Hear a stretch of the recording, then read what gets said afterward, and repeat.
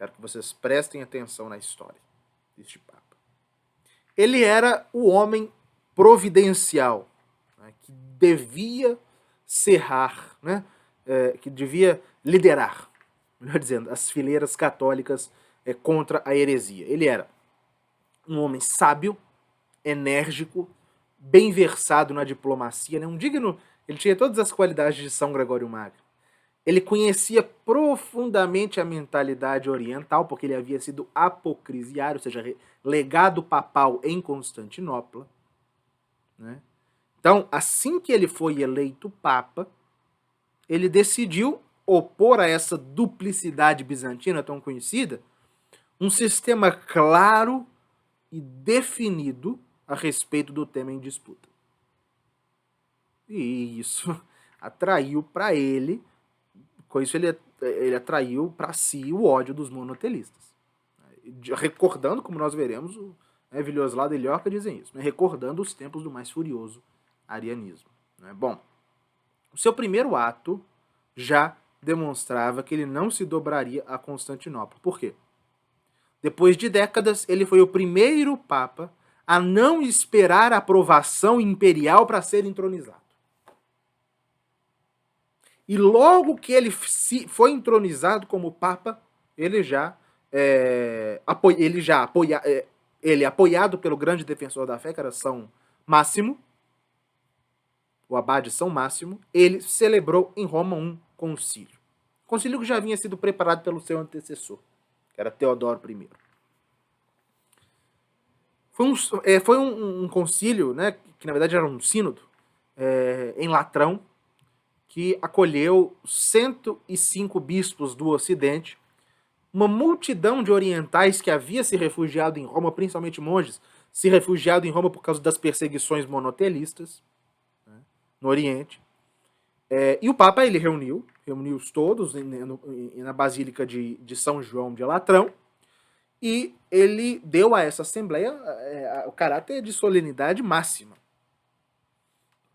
Examinou a conduta dos principais monotelistas, foi lida publicamente, foram lidos publicamente alguns dos escritos dos monotelistas, foram debatidos tanto a ecteses de Heráclio quanto o tipos de Constante, e ao cabo o Papa São Martinho, fez um grande discurso, defendendo a doutrina católica das duas naturezas e das duas vontades em Cristo. E depois, né, em 20 cânones, o Papa e o Sínodo de Latrão lançaram anátema contra as cabeças do monotelismo, sobretudo os 3 sucessivos patriarcas de Constantinopla, Sérgio, Pio e Paulo, e condenou-se tanto a ecteses quanto o tipos. Essa foi a resposta que o Papa deu à ordem do imperador de que se parasse de discutir. Uma solene condenação ao monotelismo. O imperador diz, não, quem quer que fizer isso, se for bispo ou padre, será deposto, se for monge, será expulso da sua casa, se for particular, perderá seus bens. O Papa, pois bem, reuniu um concílio e condenou o monotelismo. Então, assim, além de uma proclamação da defesa da verdade, os cânones daquele sínodo de Latrão, na verdade, foi um solene repúdio à autoridade religiosa que o imperador bizantino reivindicava sobre a igreja. Era uma condenação oficial ao césaropapismo bizantino.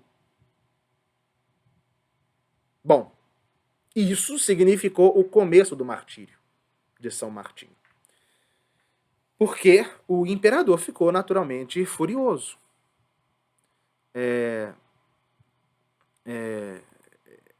Constante, quando soube, ficou furioso e mandou que o seu representante na Itália, o exarco Olímpio, convencesse os bispos ocidentais a apoiar o seu tipos, ou, caso não conseguisse, deu ordem de que se matasse o Papa.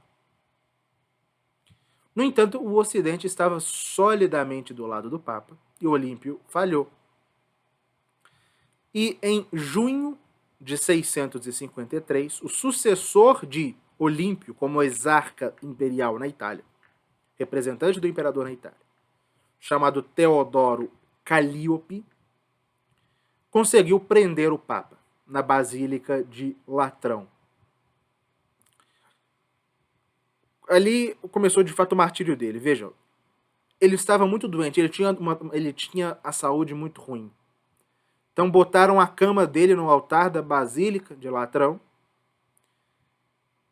mantiveram ele preso ali, submetido à extrema brutalidade, né? Em certa ocasião, inclusive, São Martinho, o Papa já idoso, um ancião doente, foi acometido de disenteria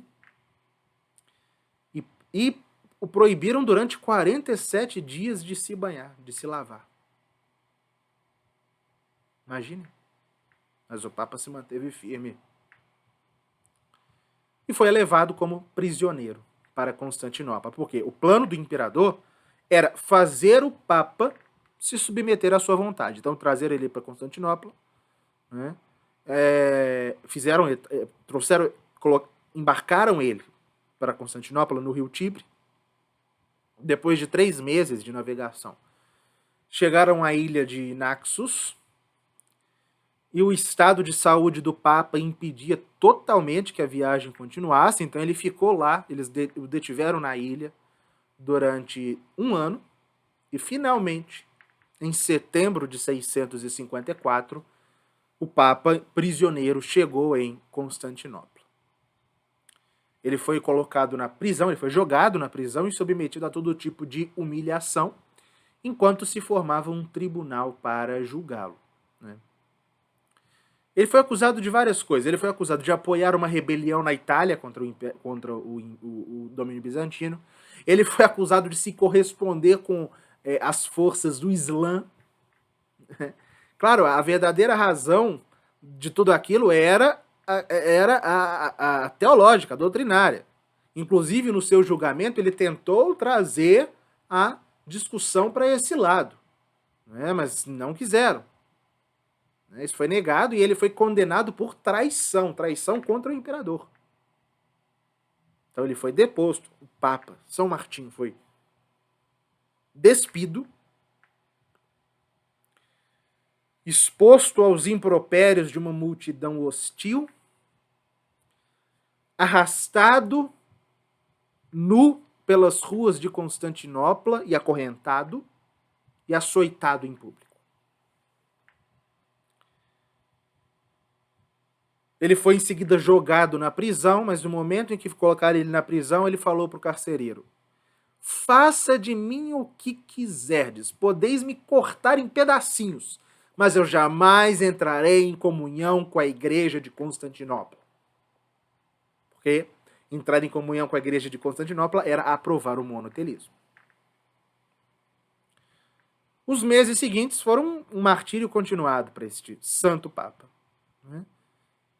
Mas como ele não se dobrava à vontade do imperador, aos desejos do imperador, ele foi separado do pequeno grupo de clérigos que vieram com ele, foi mandado para a Crimeia, onde ele morreu após muitos sofrimentos, após muitos maus tratos, em setembro de 655. Por isso que a igreja o honra como mártir. Posteriormente, as suas relíquias foram trazidas de volta para Roma, tempos depois, né? E hoje estão sepultadas na Basílica de São Martinho ao Monte.